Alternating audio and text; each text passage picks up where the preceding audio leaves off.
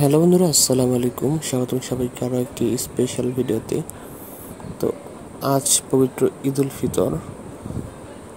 দেখুন, এই মুহূর্তে বেলা বাজে 10টা। গরু মাংস কেনার জন্য কী পরিমাণ ভিড়! সকালে এ পর্যন্ত 4 থেকে 5টা গরু জবাই করা হয়েছে।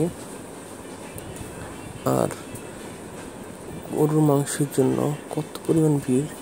কলমবাজারে এছাড়াও আরেকটা দোকান আছে, কিন্তু ওই দোকান ভিতরে হওয়ায় এখানে মানুষজন বেশি ভিড় করছে। ঈদের 2 দিন আগে এখানে প্রায় 10টা গরু আনা হয়েছিল। তো ওই গরুগুলো সব বিক্রি করা হয়েছে ঈদের আগেই। ঈদের দিন আরও গরু আনা হয়েছে। বর্তমানে কলমবাজারে গরুর মাংস বিক্রি করা হচ্ছে 800 টাকা কেজি। তারপরও মানুষের কি পরিমাণ ভিড়! মনে হচ্ছে এটা যেন কুরবানির ঈদ, আর এখানে কুরবানি দেওয়া হবে এরকম ভাবে গরু বাঁধা হয়েছে।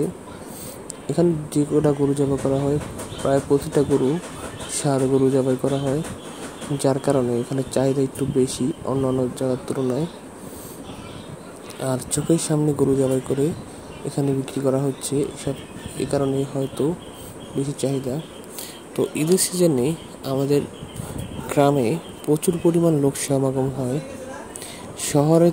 শহরের যত মানুষজন আসে সব গ্রামে চলে আসে ঈদ করার জন্য। আর এই কারণেই গরুর মাংস এত চাহিদা। গরুর মাংসের পাশাপাশি এখানে কলমবাজারে মাছ থেকে শুরু করে সব কিছুরই চাহিদা বেড়ে যায় ঈদ এলে। আমাদের কলমবাজারটার লোকেশন হলো লৌহজন জেলার কলমা ইউনিয়নে একমাত্র বাজার কলমবাজার।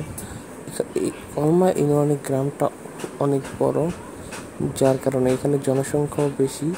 আর ঈদ হলে তো ঢাকা শহরের যত মানুষ আছে বেশিরভাগই গ্রামে চলে আসে বেড়াতে। সেই হিসাবে সব কিছুর চাহিদাই বেড়ে যায়। সবাই ভালো থাকেন, সুস্থ থাকেন, সবার ঈদ সুন্দরভাবে কাটুক। আল্লাহ হাফেজ।